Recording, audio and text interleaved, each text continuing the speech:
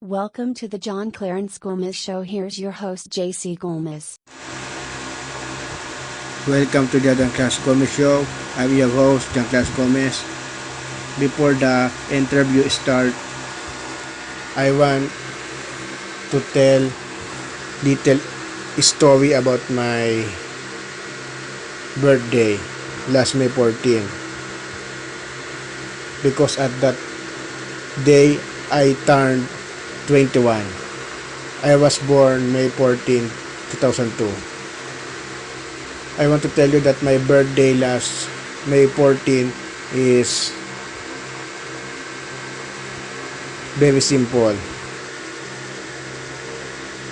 We just buy a cake, celebrate in my house, sing happy birthday with my auntie and my mom, and after that we go around Manila. We go to many places there, and that's it. That's my simple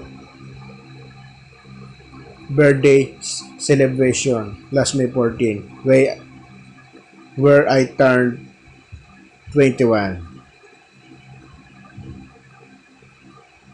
And here is my interview with Rachael Coopes, where we talk about her new book, Paris for Beginners.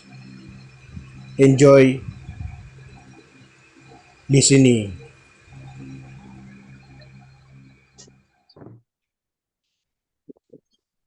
Welcome to the John Clarence Gomez Show. I'm your host, John Clarence Gomez, and my guest today is Rachael Coopes, an Australian actress. She appears in Play School, and we will talk about her new book, Paris for Beginners.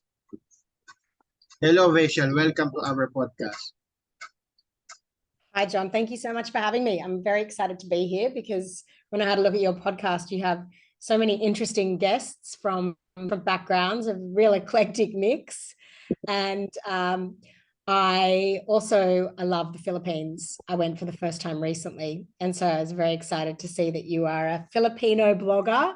Yes. And you have a podcast and you live in a very beautiful country. So thank you for having me. Yes, my country is very beautiful. I'm from Manila. What place you visit in the Philippines? What place? So I ran a yoga retreat in Negros Oriental. Negros, yes. It's very beautiful. Yes. Negros is very near to Panay Islands called Aklan. I have a relatives there in Aklan. My auntie and uncles lives there, and my cousin of my mother's lives there in Aklan. It is near to Boracay. Boracay is a beautiful beach. Yeah, I haven't been to Boracay. It will be on my list next time. I hope to come back. And I went swimming with turtles and clownfish when I was there. But the people in your country are so beautiful. They're very friendly, very warm. Yes. Some of the nicest people that I've met. And the other beautiful thing is, Manila is a big city, like lots of big cities, but the islands are still quite untouched. And it's very rare to find, places that still have their, the original kind of untouched areas, even though there is some tourism, it hasn't been destroyed yet by too many people. Can you tell our listeners about your book, Paris for Beginners? Absolutely. So Paris for Beginners is centered around a time of my life in my late 20s when I moved to Paris. Well, I applied for a scholarship and I'd been acting professionally for almost a decade, but I'd never done a drama degree. I'd studied economics. So I always felt like a bit of a fraud, even though I was a professional actor. I thought maybe one day I'd be caught out that I couldn't actually act. And I'd always wanted to study with an infamous teacher called Philippe Gaulier, who is a master of clown and theatre. And so I applied for the scholarship and I got the scholarship and I went. And when I went, I had a long-term boyfriend and had a great career in Australia, lived in a little apartment with my best friend, and basically, went at a time in my life when a lot of my friends were in their late 20s and starting to, I guess, settle down and move into quite professional careers. And I started again. I went back and became a student in Paris. I couldn't speak the language, tried to maintain my relationship over there, and had this incredible year, which actually became almost 3 years in Paris studying with Philippe Gaulier. So I went back last year to Paris, the first time in a decade. I have been a single parent for 10 years. So it was my first opportunity when my son went back to see his grandparents in Western Australia after the borders opened.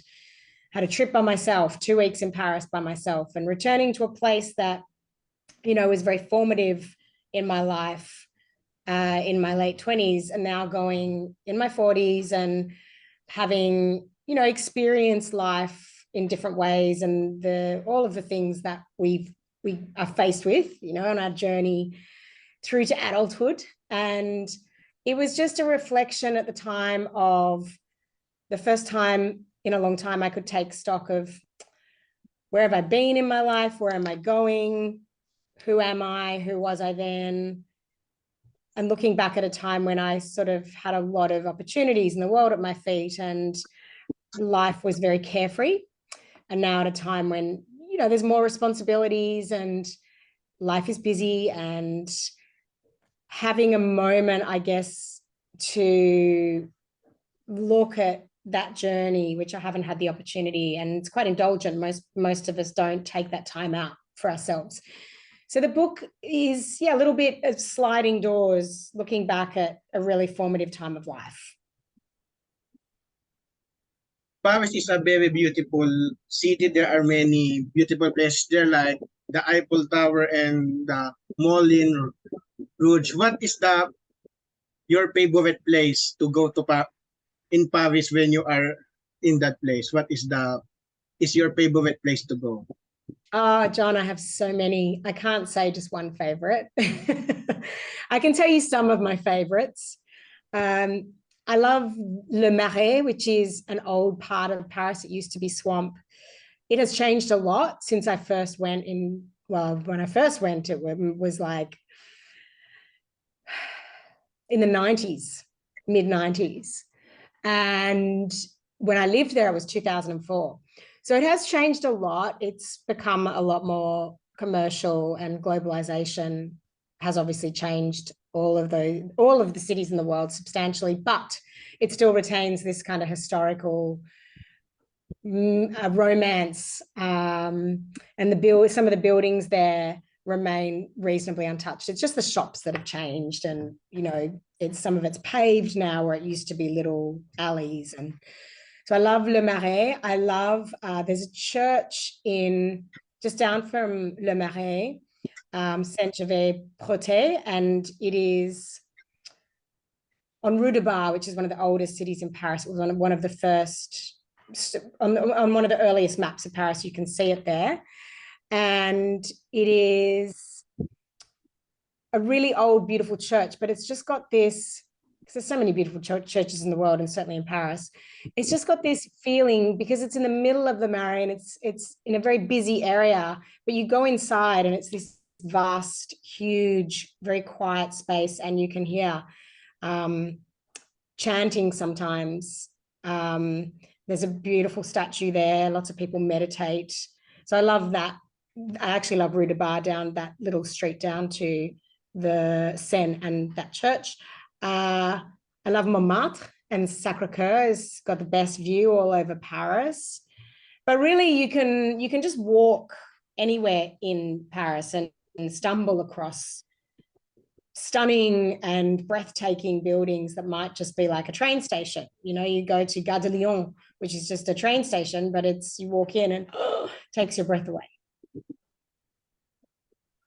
When I go to Paris, I love to walk and go to caves and drink coffee, like cappuccino. Cappuccino is I know it is on, I don't know where country it is.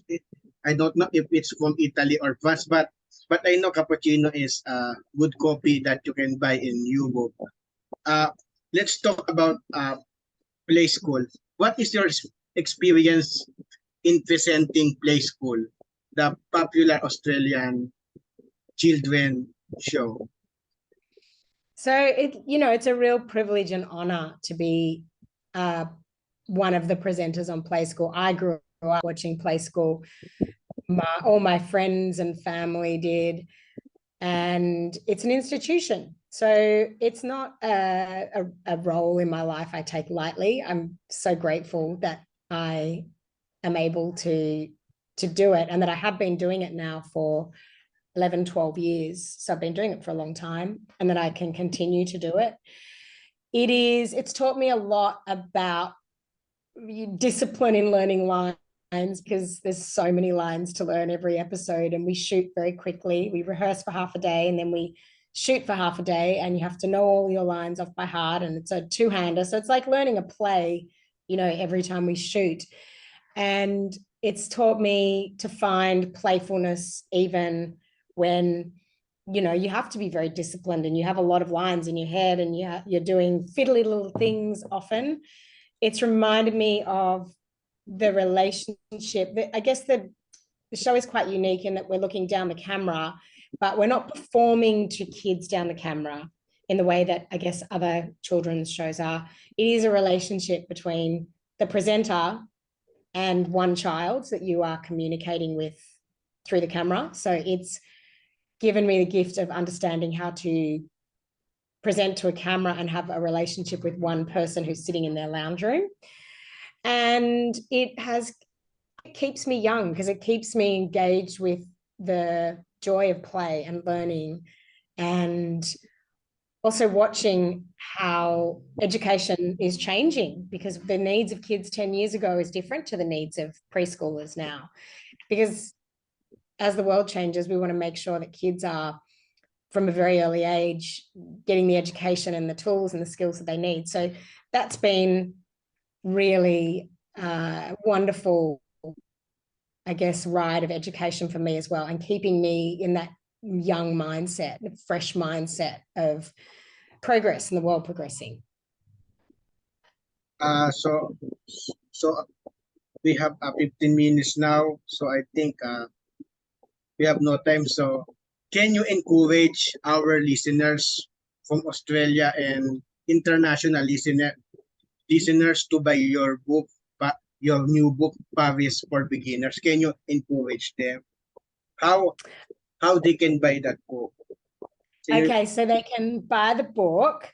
They can head to my Instagram, Rachael Coopes, and connect with me there. And there's links in my bio with all the different ways you can buy it. You can also, if you just put in Paris for Beginners on the internet, Rachael Coopes, it'll come up with all the different ways. For international shipping, all authors are so sad at the moment because Book Depository just closed. It closed on the day that my book came out, and that was the only free shipping internationally all over the world website. So we're kind of waiting to see what will happen now with that. I'm hoping that there'll be more opportunities for books to have free shipping. For now, there's some companies that will still ship them, but there'll be a cost for shipping. Yes, thank you, Rachel, for the podcast. And it's time to say goodbye. Bye. Bye. Thank you for having me. Yes, thank you. Thank you. Love to Manila. Yeah, Thanks thank for you. listening to the John Clarence Coopes Show. We hope you enjoyed it.